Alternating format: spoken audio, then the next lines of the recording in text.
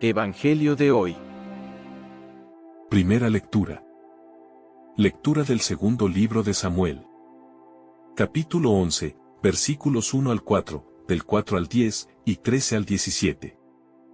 A la vuelta de un año, en la época en que los reyes suelen ir a la guerra, David envió a Joab con sus servidores y todo Israel. Masacraron a los amonitas y sitiaron Rabá, mientras David se quedó en Jerusalén. Una tarde David se levantó de la cama y se puso a pasear por la terraza del palacio. Desde allí divisó a una mujer que se estaba bañando, de aspecto muy hermoso.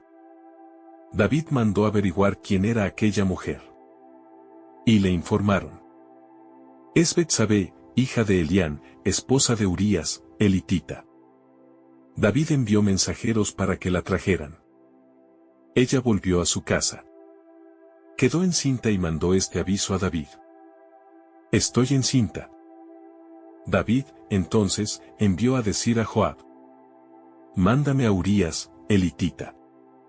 Joab se lo mandó. Cuando llegó Urías, David le preguntó cómo se encontraban Joab y la tropa y cómo iba la guerra. Luego le dijo: baja a tu casa a lavarte los pies. Urías salió del palacio y tras él un regalo del rey. Pero Urías se acostó a la puerta del palacio con todos los servidores de su señor y no bajó a su casa. Informaron a David: Urías no ha bajado a su casa. David le invitó a comer con él y le hizo beber hasta ponerle ebrio. Urías salió por la tarde a acostarse en su jergón con los servidores de su señor, pero no bajó a su casa. A la mañana siguiente David escribió una carta a Joab, que le mandó por Urías. En la carta había escrito: poned a Urías en primera línea, donde la batalla sea más encarnizada. Luego retiraos de su lado, para que lo hieran y muera. Joab observó la ciudad y situó a Urías en el lugar en el que sabía que estaban los hombres más aguerridos. Las gentes de la ciudad hicieron una salida. Trabaron combate con Joab y hubo bajas en la tropa. Entre los servidores de David murió también Urías, el hitita. Palabra de Dios. Te alabamos, Señor. Salmo responsorial. Misericordia, Señor, hemos pecado. Misericordia, Dios mío, por tu bondad. Por tu inmensa compasión borra mi culpa. Lava del todo mi delito. Limpia mi pecado. Misericordia, Señor, hemos pecado. Pues yo reconozco mi culpa. Tengo siempre presente mi pecado. Contra ti solo pequé. Cometí la maldad en tu presencia. Misericordia, Señor, hemos pecado. En la sentencia tendrás razón. En el juicio resultarás inocente. Mira, en la culpa nací. Pecador me concibió mi madre. Misericordia, Señor, hemos pecado. Hazme oír el gozo y la alegría. Que se alegren los huesos quebrantados. Aparta de mi pecado tu vista. Borra en mí toda culpa. Misericordia, Señor, hemos pecado. Lectura del Santo Evangelio según San Marcos. Capítulo 4, versículos 26 al 34. En aquel tiempo, Jesús decía al gentío: el reino de Dios se parece a un hombre que echa semilla en la tierra. Él duerme de noche y se levanta de mañana. La semilla germina y va creciendo, sin que él sepa cómo. La tierra va produciendo fruto sola. Primero los tallos, luego la espiga, después el grano. Cuando el grano está a punto, se mete la hoz, porque ha llegado la siega. Dijo también: ¿con qué podemos comparar el reino de Dios? ¿Qué parábola usaremos? Con un grano de mostaza. Al sembrarlo en la tierra es la semilla más pequeña. Pero después de sembrada crece. Se hace más alta que las demás hortalizas. Y echa ramas tan grandes que los pájaros del cielo pueden anidar a su sombra. Con muchas parábolas parecidas les exponía la palabra, acomodándose a su entender. Todo se lo exponía con parábolas. Pero a sus discípulos se lo explicaba todo en privado. Palabra del Señor. Gloria a ti, Señor Jesús. Reflexión. Queridos hermanos, en este día, como Iglesia Católica, celebramos a Santa Martina, Virgen y Mártir. Santa Martina nació en Roma, en el seno de una familia noble a comienzos del siglo III. Desde joven recibió una esmerada educación y gozaba de una posición privilegiada en la sociedad romana. Sin embargo, al conocer el mensaje del Evangelio, decidió abrazar la fe cristiana y entregar su vida a Cristo con total generosidad. Movida por el amor a los pobres y por un profundo espíritu evangélico, distribuyó gran parte de sus bienes entre los necesitados, renunciando a los privilegios de su origen social. Su fidelidad a Cristo no pasó desapercibida. Durante el gobierno del emperador Alejandro Severo, fue arrestada por las autoridades romanas por negarse a rendir culto a los dioses paganos. Santa Martina fue sometida a diversas torturas, con la intención de hacerla renegar de su fe, pero permaneció firme, sostenida por su confianza en Dios. Al no lograr doblegarla, fue finalmente decapitada, sellando con su sangre su testimonio cristiano. Su valentía y fidelidad la convirtieron en una de las mártires más veneradas de Roma. Su culto se vio especialmente fortalecido en el siglo XVII, gracias a la devoción del Papa Urbano VIII, quien promovió su veneración y mandó restaurar su iglesia. Santa Martina es ejemplo de fe valiente, desprendimiento y amor radical a Cristo. También celebramos a Santa Jacinta Marescotti, Virgen romana. Nació en Italia en el año 1585. En el seno de una familia noble, recibió una educación refinada y, durante su juventud, se sintió atraída por los honores, el lujo y la vida mundana. Ingresó en el monasterio de las Clarisas, pero durante un tiempo su vida religiosa fue más exterior que interior. Un acontecimiento doloroso, la muerte de un familiar cercano, provocó en ella una profunda conversión. A partir de ese momento, Santa Jacinta decidió cambiar radicalmente de vida, abrazando con sinceridad la penitencia, la humildad y la entrega total a Dios. Renunció a todo privilegio, vivió con austeridad, y se dedicó con especial amor al servicio de los pobres y de los enfermos. Fundó y animó asociaciones de caridad, entregándose incansablemente a las obras de misericordia. Su vida de oración y servicio transformó no solo su propio corazón, sino también el de muchas personas que la conocieron.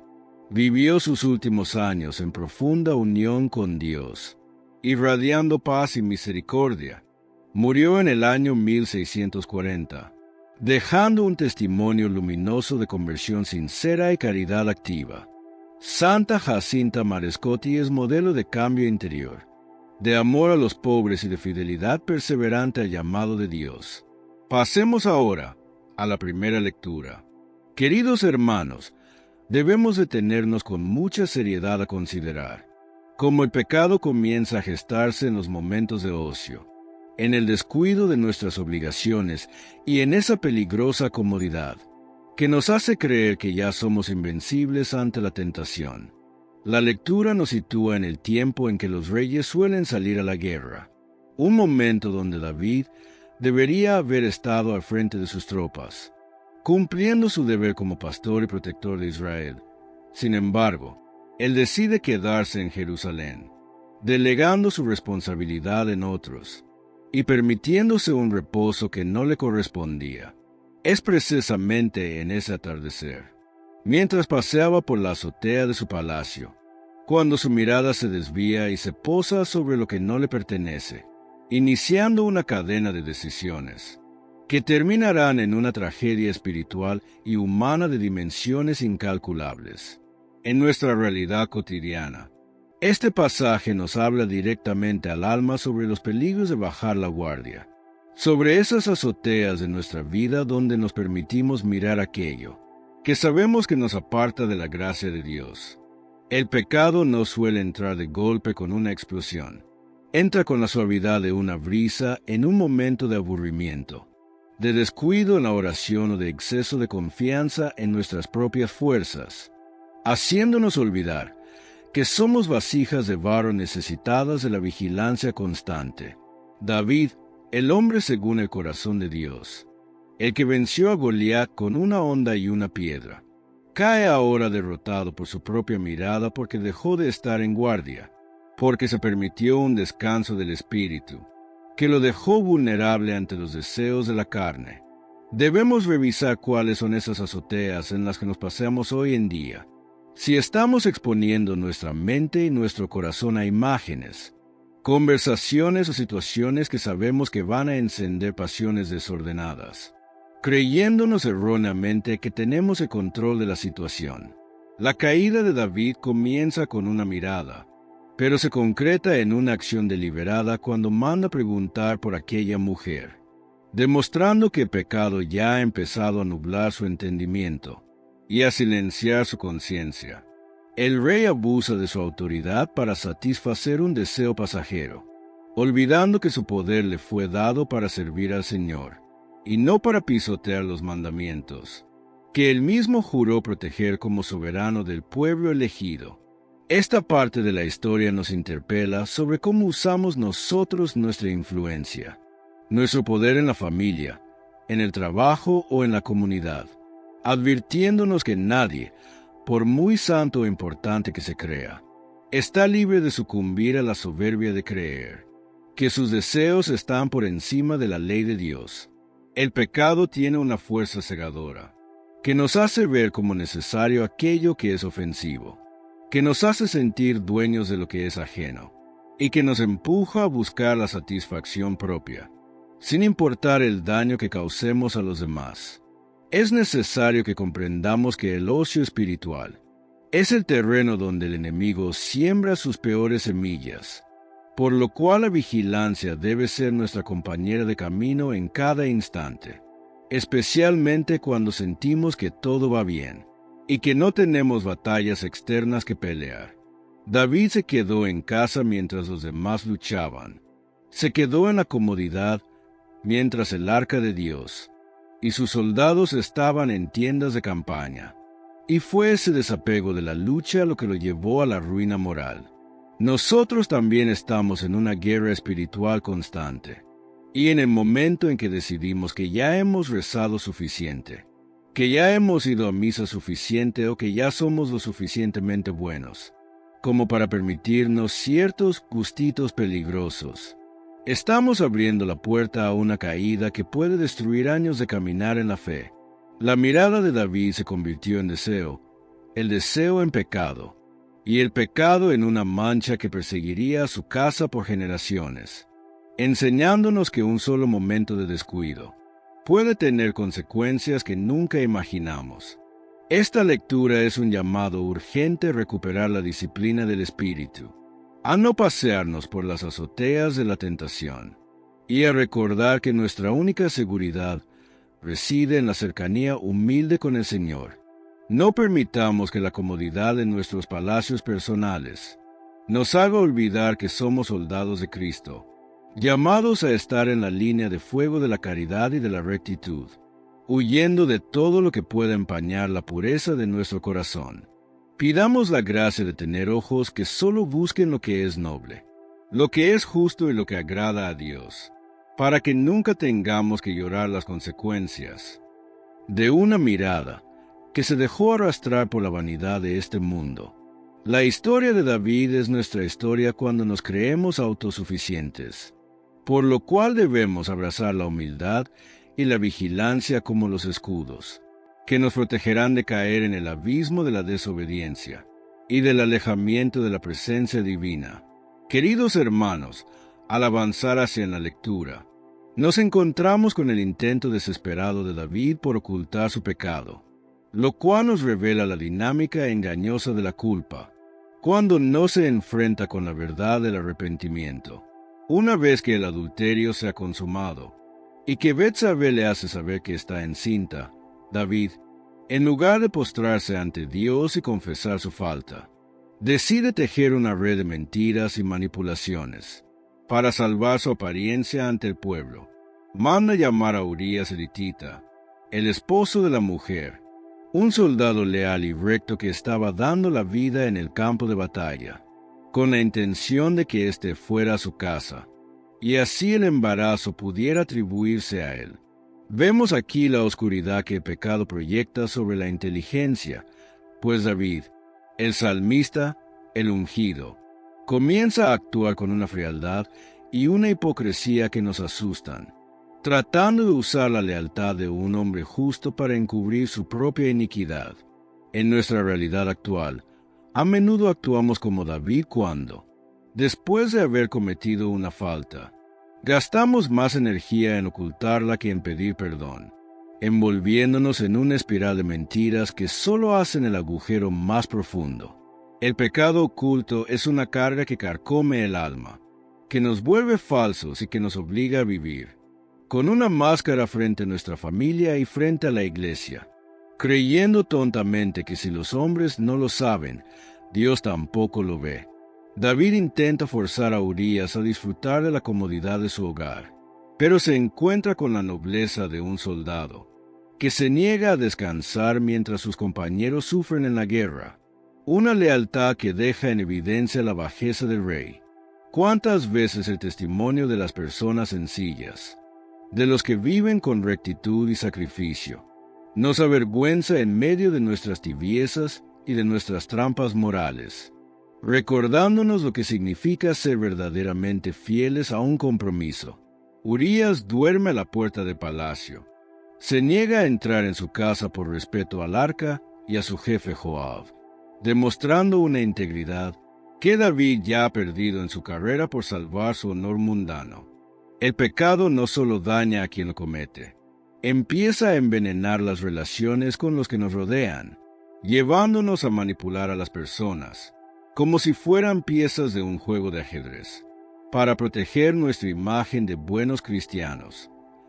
Si tenemos rincones oscuros que estamos intentando tapar con excusas, o con falsas apariencias, olvidando que el Señor escudriña los corazones, y conoce hasta el último de nuestros pensamientos, el intento de David por encubrir su falta lo lleva a una degradación mayor, pues cuando la mentira no funciona, la desesperación lo empuja a planear algo mucho más grave, demostrando que un pecado que no se confiesa siempre busca otro pecado mayor para sostenerse.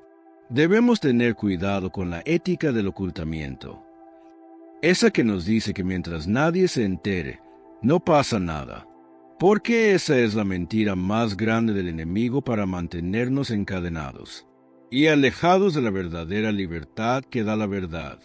La rectitud de Urías brilla en medio de la oscuridad del palacio, actuando como un reproche silencioso para David, quien en su ceguera no es capaz de ver la grandeza del hombre a que está traicionando. En nuestra vida diaria, a veces despreciamos a los que actúan con honestidad, a los que no aceptan sobornos o a los que se mantienen fieles a sus principios, simplemente porque su luz pone al descubierto nuestras sombras. El camino de la ocultación es un camino de amargura, un camino que nos aleja de la paz y nos sumerge en un estado de ansiedad constante por miedo a ser descubiertos, privándonos del gozo de la salvación que solo se recupera cuando caminamos en la luz. Pidamos al Espíritu Santo que nos dé la humildad de reconocer cuando nos hemos equivocado, para no caer en la trampa de David de querer engañar al mundo. No busquemos soluciones humanas para problemas espirituales. No intentemos tapar el sol con un dedo, porque el pecado siempre sale a la luz tarde o temprano. y es mucho mejor enfrentarlo con el arrepentimiento que con la astucia maliciosa. Debemos de buscar siempre la coherencia entre lo que decimos creer y lo que hacemos en lo escondido, sabiendo que la mirada de Dios es la única, que realmente importa al final de nuestra jornada. La mentira es una prisión. La verdad es la llave que abre la celda de nuestra culpa, y hoy el Señor nos invita a soltar todas esas redes de engaño, para empezar de nuevo con un corazón sincero y transparente ante su presencia divina. David, al ver que sus planes de engaño han fracasado ante la integridad de Urías, decide cometer un crimen atroz para deshacerse del problema. El rey escribe una carta a Joab, el general del ejército, y tiene la audacia y la maldad de enviarla por mano del propio Urías, quien sin saberlo lleva consigo su propia sentencia de muerte. David ordena que pongan a Urías en lo más recio de combate, y que luego lo dejen solo para que sea herido y muera, convirtiéndose así en un asesino intelectual, manchando sus manos con la sangre de un hombre justo, que solo le había servido con lealtad. Este es el punto más bajo en la vida de David, el momento en que el pecado ha tomado el control absoluto de su voluntad, llevándolo a romper no solo el sexto mandamiento, el quinto, demostrando que cuando nos apartamos de Dios, somos capaces de las bajezas más terribles. En nuestra realidad, este pasaje es una advertencia espantosa sobre cómo el pecado, cuando no se corta de raíz, crece hasta devorar nuestra humanidad y nuestra capacidad de compasión hacia el prójimo. David ya no ve en Urías a un hermano, a un soldado o a un ser humano. Lo ve como un obstáculo que debe ser eliminado para que su secreto quede a salvo, actuando con una crueldad que nos parece increíble viniendo de quien compuso los más bellos salmos. Esto nos enseña que nadie tiene asegurada la santidad, y que el alejamiento de la oración y de la ley divina puede convertir el corazón más noble en una piedra fría y despiadada. ¿Cuántas veces nosotros, en menor escala, matamos a los demás con nuestras críticas, con nuestro desprecio o con nuestras acciones calculadas, para quitarlos de en medio cuando nos estorban en nuestros planes personales, olvidando que cada persona es imagen y semejanza de Dios? La muerte de Urías en el campo de batalla parece a ojos del mundo un accidente de guerra, una baja más en la lucha contra los amonitas, pero a los ojos del Señor es un clamor de justicia que sube hasta el cielo, recordándonos que no hay crimen que quede impune ante el tribunal divino. David cree que ha solucionado su dilema, cree que ahora puede tomar a Betsabé por esposa y que nadie sospechará nada. Pero la lectura termina con una frase que hoy debe hacernos temblar de santo temor. Lo que David había hecho le desagradó al Señor. Esta es la clave de todo el pasaje. Podemos engañar al general, podemos engañar al pueblo, podemos incluso engañarnos a nosotros mismos, pero no podemos engañar a aquel que es la verdad misma. El pecado nos promete libertad y soluciones fáciles, pero al final solo nos deja una deuda de muerte, una mancha en el alma y el desagrado de nuestro Creador, quien nos llamó a la vida para la luz, y no para las tinieblas del crimen y del engaño. El pecado siempre tiene un precio altísimo, que terminan pagando incluso los inocentes. Urías muere por la traición de su rey.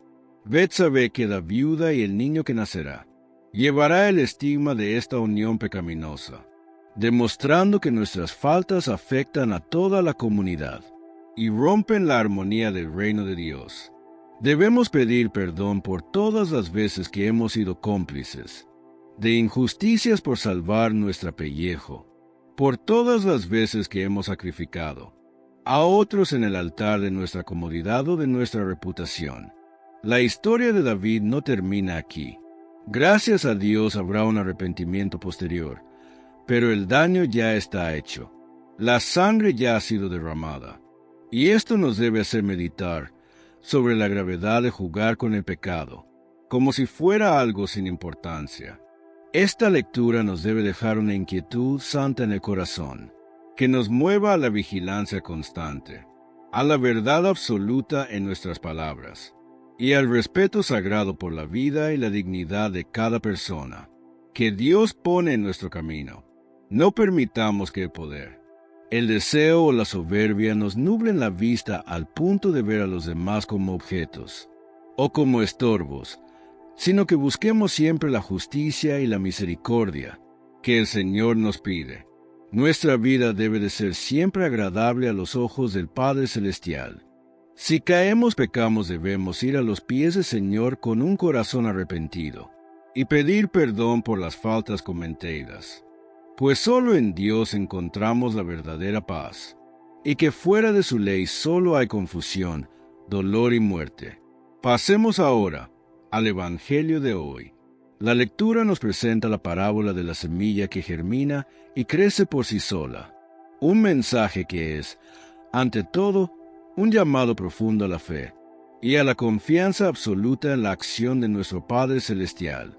Jesús nos explica con una sencillez que desarma el orgullo, que el reino de Dios se parece a un hombre que echa la simiente en la tierra, quien duerme de noche y se levanta de mañana, mientras la semilla germina y va creciendo sin que él sepa cómo, pues la tierra va produciendo la cosecha ella sola, siguiendo un ritmo divino que escapa a la lógica de los hombres.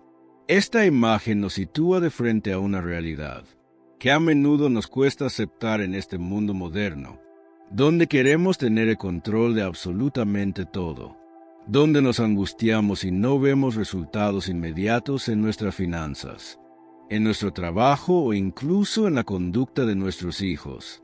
Pues el Señor nos está enseñando que, aunque nosotros tenemos la responsabilidad sagrada de sembrar la buena semilla de la fe, el crecimiento verdadero no depende de nuestras fuerzas ni de nuestra limitada inteligencia.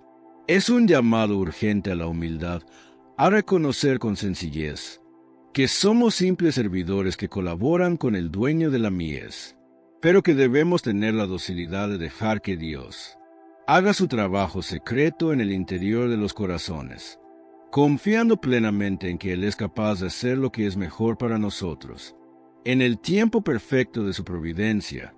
En nuestra vida cotidiana, nos sucede con frecuencia que nos sentimos frustrados o derrotados, porque quisiéramos ver cambios rápidos en las personas que amamos, o en nuestra propia vida espiritual. Pero la parábola nos recuerda que el reino tiene sus etapas marcadas por la sabiduría de Dios. Primero los tallos, luego la espiga y después el grano bien formado. Esta progresión nos invita a la perseverancia, a cultivar esa paciencia santa que sabe esperar en la oración, mientras el Espíritu Santo trabaja en el silencio del alma, transformando poco a poco nuestra dureza en tierra fértil, rompiendo las cadenas de pecado que nos impiden dar fruto. No debemos permitir que el desánimo nos venza, si hoy no vemos la cosecha que tanto esperamos, porque la semilla de la palabra de Dios es poderosa, posee una fuerza de vida que, aunque parezca dormida bajo la tierra de nuestra indiferencia, está trabajando para salir a la luz y transformar nuestra existencia entera. Ser responsables de la siembra es también que debemos cuidar y nutrir lo que Dios ha puesto en nuestras manos, alimentándonos cada día con la lectura y la meditación de las Sagradas Escrituras, aunque sea un versículo diario, pues es ahí donde experimentamos la fuerza con la que Dios cambia nuestro corazón y nos impulsa a vivir con santidad en medio de los desafíos del mundo. No hay nada más grande que sentir que es el Señor quien conduce nuestra vida, que ya nada de lo terrenal nos satisface, por completo porque nuestra alma ha sido tocada por esa claridad que viene de lo alto, dándonos la seguridad de que somos parte de un plan de amor que nos supera. Debemos ser obedientes a sus enseñanzas, cuidando que las preocupaciones de la economía, el ruido de la tecnología o las envidias no ahoguen la planta que apenas empieza a brotar en nuestro interior, manteniendo nuestra confianza firme en que aquel que comenzó la obra buena en nosotros la llevará a feliz término. A pesar de nuestras debilidades, Esta lectura nos llama la atención sobre nuestra capacidad de soltar las riendas, de dejar de lado esa ansiedad que nos roba la paz, para descansar en la certeza de que Dios está trabajando por nuestro bien, incluso cuando no entendemos los procesos, o cuando el silencio parece prolongarse más de la cuenta. La semilla que crece por sí sola es el símbolo de la gracia divina, que actúa de manera gratuita, recordándonos que el reino de los cielos se expande gracias a la bondad del mismo Dios, quien nos invita a ser testigos gozosos de su obra milagrosa. En cada rincón de nuestra comunidad, es tiempo para renovar nuestra confianza en la palabra viva, para entender que nuestra misión es ser fieles en la siembra, en el amor y en la caridad, dejando que sea el Padre Celestial quien determine el momento de la cosecha, pues su amor no conoce límites y su fidelidad permanece siempre. Aprendamos de la sabiduría del campo, de la paciencia del labrador, que sabe que después de la siembra viene un tiempo de espera necesaria, un tiempo donde la vida se gesta en lo oculto, para manifestarse después con toda su belleza. Nuestra fe no es un producto que podamos fabricar a nuestro antojo. Es un don que debemos recibir con manos abiertas y corazón humilde, permitiendo que la palabra de Dios eche raíces profundas en nuestra alma, para que nada pueda arrancarla. A meditar en esta semilla que brota sin que sepamos cómo. Somos llamados a soltar el orgullo de creer que somos los dueños de la verdad o los arquitectos exclusivos de nuestro destino, aceptando que somos colaboradores de un misterio de salvación que abarca a toda la humanidad. En este caminar cotidiano, cada gesto de perdón, cada palabra de consuelo y cada acto de justicia es una semilla que estamos arrojando en el surco de la historia, con la esperanza firme de que Dios la hará fructificar, para el bien de nuestros hermanos y para la gloria de su santo nombre. Avanzado en la lectura, vemos cómo Jesús nos regala una nueva comparación para entender el misterio del reino de Dios, esta vez utilizando la imagen de una semilla de mostaza, la cual, al momento de ser sembrada en el surco de la tierra, se presenta ante nuestros ojos como la más diminuta de todas las semillas existentes. Sin embargo, lo maravilloso sucede después, cuando esa pequeña simiente brota y comienza a elevarse con una fuerza sorprendente, llegando a convertirse en el más grande de todos los arbustos, en una hortaliza tan frondosa y alta que extiende ramas tan grandes, que los pájaros del cielo pueden venir a cobijarse y anidar bajo su sombra protectora.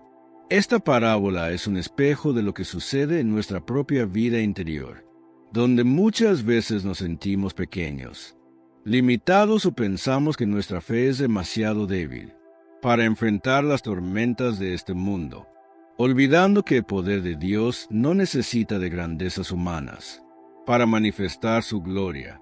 Si cultivamos con paciencia esa semilla de la fe que recibimos en el bautismo, si la regamos con la oración constante y la cuidamos de las plagas del egoísmo, esa fe poco a poco va creciendo en el silencio de nuestra alma, hasta que termina por invadir cada rincón de nuestro corazón, transformando nuestra forma de ver la realidad. El crecimiento del reino en nosotros es un proceso que no hace ruido, que no busca el aplauso de los hombres.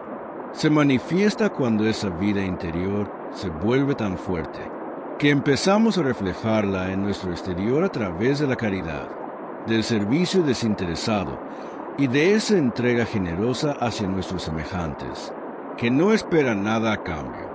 En un mundo que nos pide ser importantes, exitosos y poderosos, la semilla de mostaza nos recuerda que lo que para los hombres es insignificante, para Dios es el principio de algo inmenso, pues es en la sencillez donde prefiere habitar y realizar sus milagros más profundos.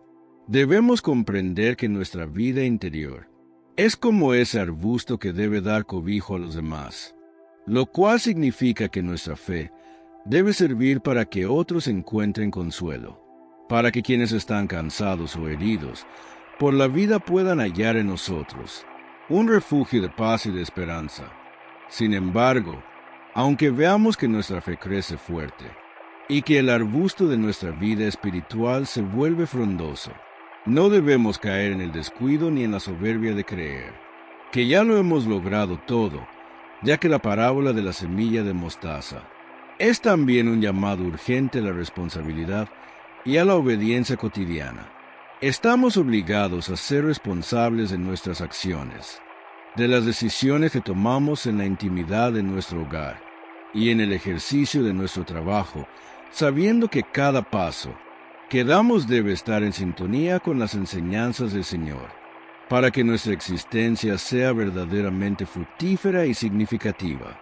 No podemos permitir que el orgullo seque las raíces de nuestra humildad, ni que la distracción del mundo haga que olvidemos que el dueño de la planta es Dios.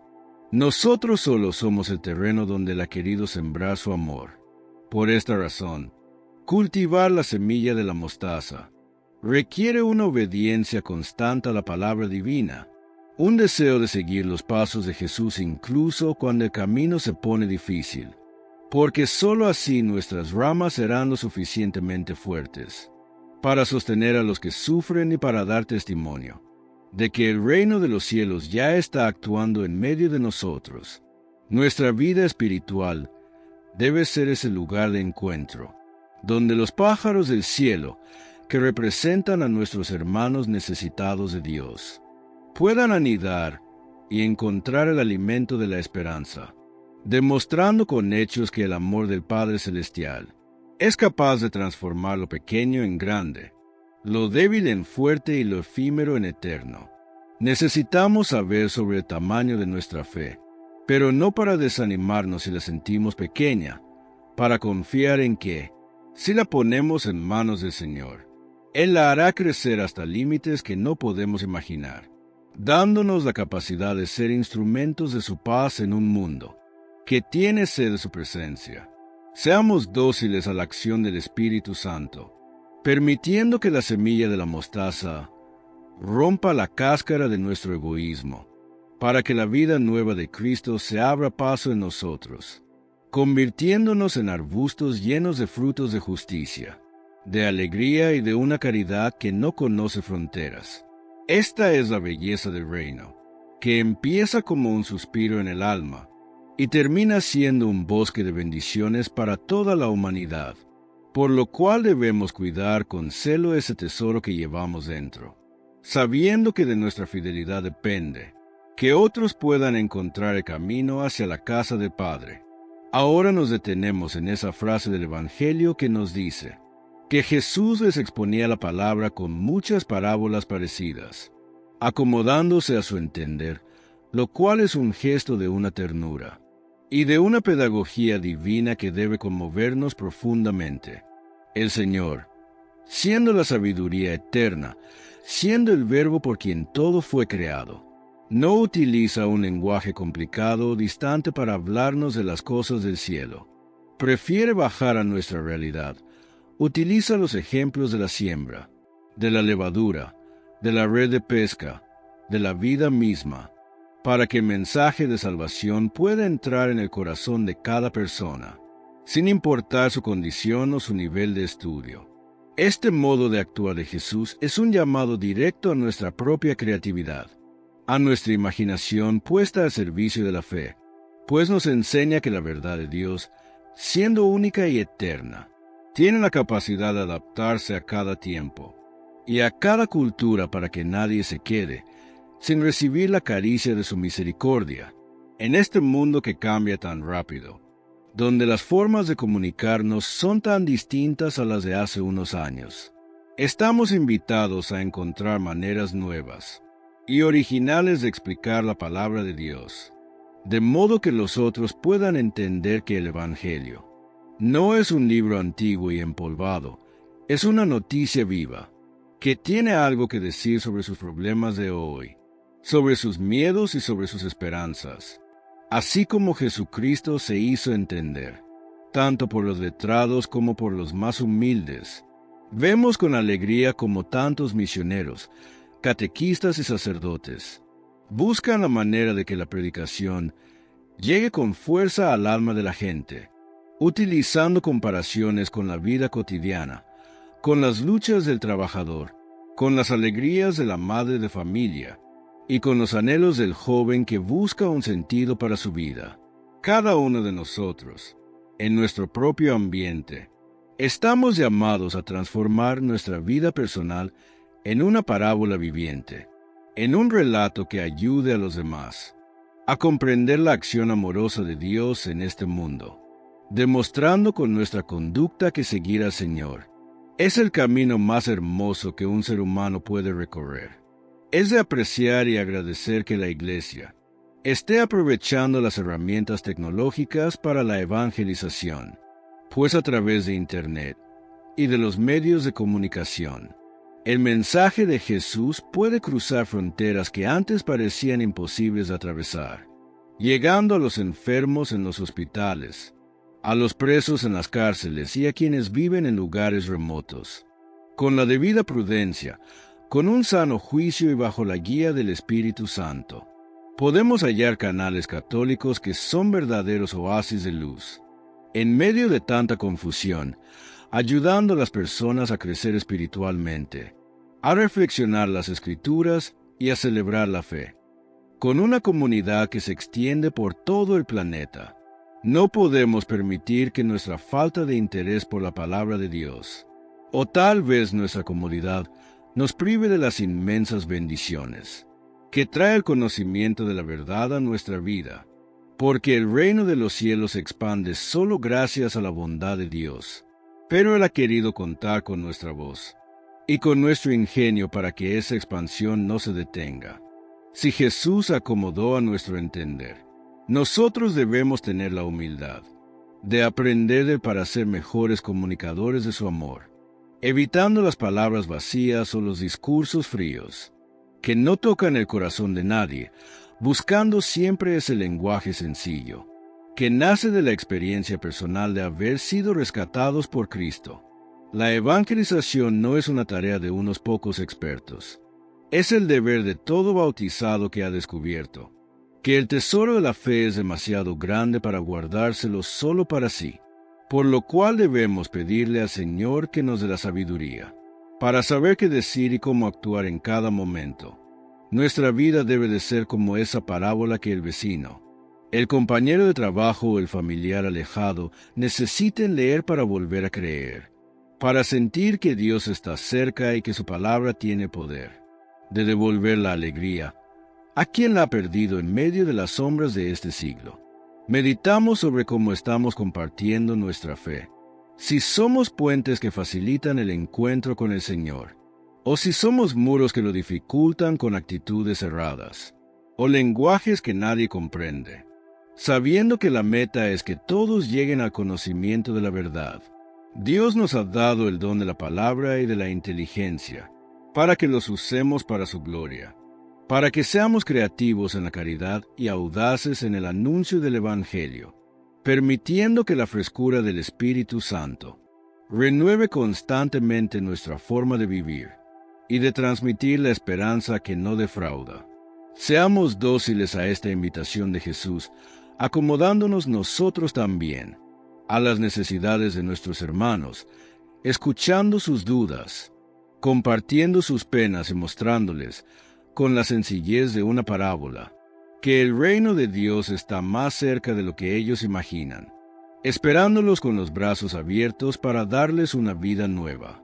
Ahora nos adentramos en la intimidad del Maestro con los suyos, donde el Evangelio nos revela que Jesús todo se lo exponía a la gente con parábolas, pero a sus discípulos se le explicaba todo en privado, con una profundidad y un detalle que solo se puede recibir en la cercanía del corazón.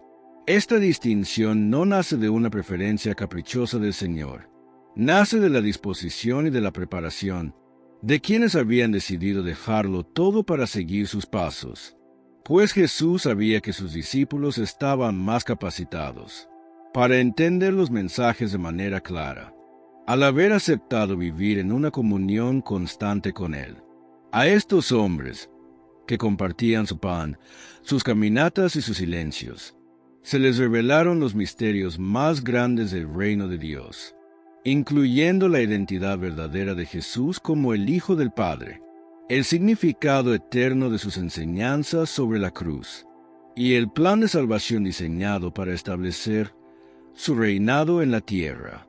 Esta explicación en privado es un llamado a cada uno de nosotros, para que no nos quedemos solo en la superficie de la fe, para que busquemos esos momentos de retiro, de oración personal y de silencio, donde el Señor pueda hablarnos al oído y aclararnos las dudas que el mundo siembra en nuestra mente. Jesús desea llevarnos aparte, quiere que seamos discípulos, y no solo parte de la multitud que lo escuche de lejos, porque solo en la intimidad de la oración se puede comprender la necesidad de creer en Él para entrar en la vida verdadera y para experimentar la paz que sobrepasa todo entendimiento. Los misterios del reino no son acertijos para unos pocos privilegiados. Son verdades de amor que se abren ante quien tiene la humildad de preguntar en lo secreto, ante quien dedica tiempo a estar a solas con el sagrario, permitiendo que la luz del Espíritu Santo le revele el sentido de su propia historia a la luz de la Escritura. En nuestra realidad cotidiana, a veces nos sentimos como la multitud. Escuchamos la palabra pero nos cuesta aplicarla. Sentimos que las parábolas son hermosas, pero no terminamos de ver cómo encajan en nuestra lucha diaria contra el pecado o en nuestra búsqueda de la felicidad. Por eso, es vital que busquemos ese espacio privado con el Maestro, que seamos capaces de apartarnos del ruido de las preocupaciones, para que Él nos explique el porqué de nuestras pruebas, el valor de nuestros sacrificios y la grandeza de nuestra vocación cristiana. Ser discípulo es tener el privilegio de entrar en la alcoba de la sabiduría divina, donde Jesús nos quita el velo de los ojos y nos muestra que su plan es siempre de paz y no de aflicción, enseñándonos que cada palabra suya es una promesa de vida eterna, que se cumple en nosotros si somos fieles a su amistad.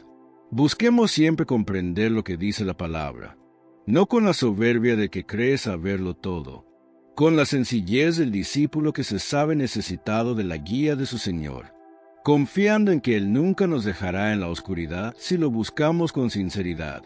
Que esta reflexión nos impulse a ser más constantes en nuestro trato con Jesús, a valorar cada parábola como un regalo de su amor, y a vivir con la alegría de quienes han sido llamados a conocer los secretos del reino para compartirlos con un mundo que gime de dolor por la ausencia de Dios.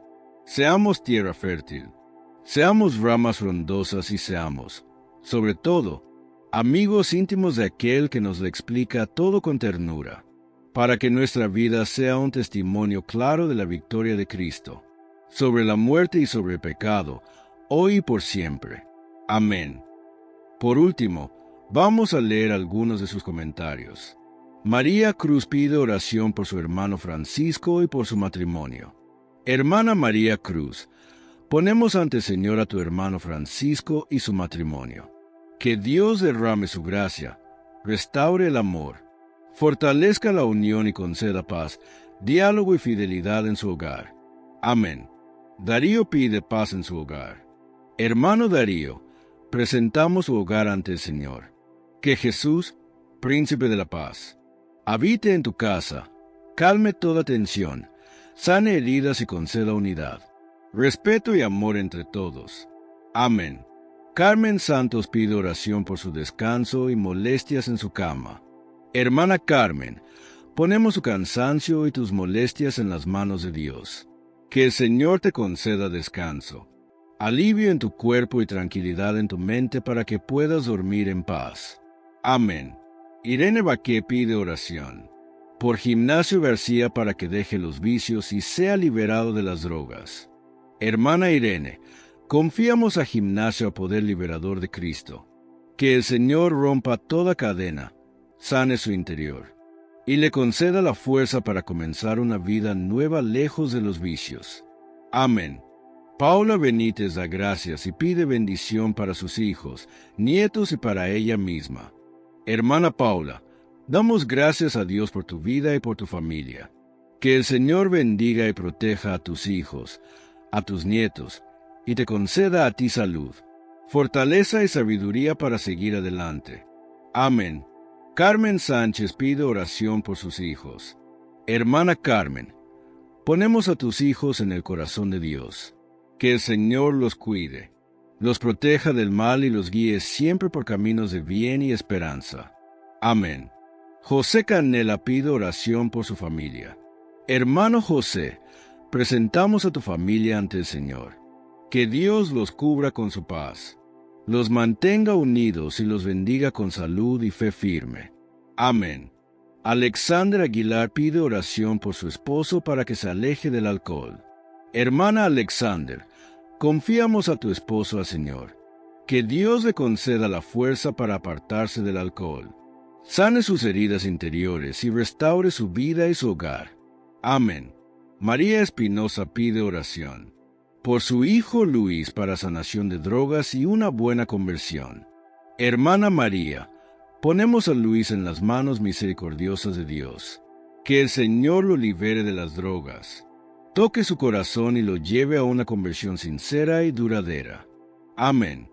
Juana Salazar pide oración por su hija Santa Eduviges. Hermana Juana, confiamos a Santa Eduviges al Señor. Que Dios la libere, sane su corazón y la lleve a una entrega plena a su amor. Amén.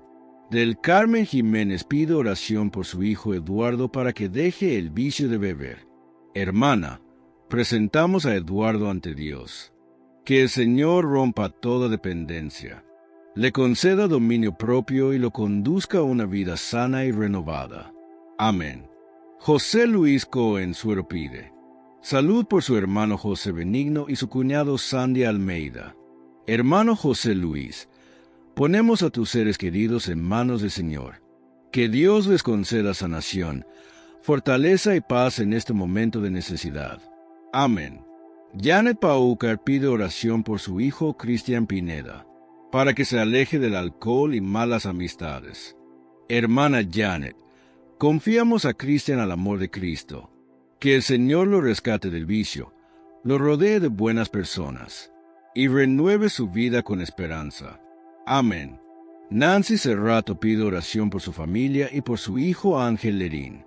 Hermana Nancy, ponemos a tu familia ante Dios.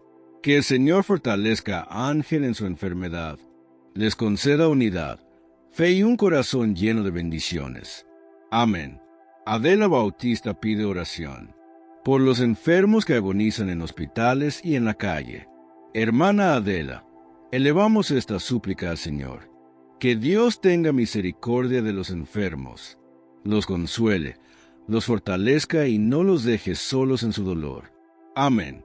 Marisol Navarro pide protección para su familia y sanación para su mamá Soledad. Hermana Marisol, confiamos a tu familia al Señor. Que Dios sane a Soledad, libere a Mauricio de las adicciones y bendiga el trabajo de Ana Julia. Amén. Marino Hermis pide oración por su hijo Carlos para que sane el rencor. Hermano Marino, ponemos a Carlos en las manos de Dios. Que el Señor sane su corazón, quite todo rencor y restaure las relaciones con su familia. Acoge, Padre Santo, todas estas peticiones, que te la entregamos por Jesucristo nuestro Señor. Amén. Si este mensaje ha tocado tu corazón, compártelo con tus familiares, con tus amigos. Dale me gusta a este video, para seguir creciendo juntos en la fe, día a día, guiados por el Evangelio. Y si aún no lo has hecho, te invito a suscribirte a este canal. Oremos. Padre Santo, te pedimos por todos los hermanos que nos dejan su petición de oración. Escucha nuestras súplicas y ten misericordia de nosotros. Sabemos que eres un Dios de piedad y confiamos en tu amor y compasión. Te entregamos nuestros enfermos, a los que sufren diariamente y que buscan en ti la sanación del alma y del cuerpo, por las familias que necesitan reconciliación y por todos los que claman tu ayuda, por los que no tienen empleo, por los que pasan hambres, por aquellos donde sus países viven en guerra. Te pedimos, sanación, consuelo y fortaleza, que tu luz nos guíe y que tu voluntad se haga en nuestras vidas. Gracias por tu amor y por siempre estar a nuestro lado. Que María, nuestra Madre, interceda por nosotros en nuestro camino de fe. Que la bendición de Dios, Padre, Hijo y Espíritu Santo, esté siempre con ustedes. Que así sea. Estuvo con ustedes su hermano, Miguel Ángel Tamayo. Oración al Padre Nuestro. Padre nuestro que estás en el cielo. Santificado sea tu nombre. Venga a nosotros tu reino. Hágase tu voluntad. En la tierra como en el cielo. Danos hoy nuestro pan de cada día. Perdona nuestras ofensas, como también nosotros perdonamos a los que nos ofenden. No nos dejes caer en la tentación, y líbranos del mal. Amén. Si quieres que oremos por ti, te dejaremos un enlace en la descripción. O si lo prefieres en la cajita de los comentarios.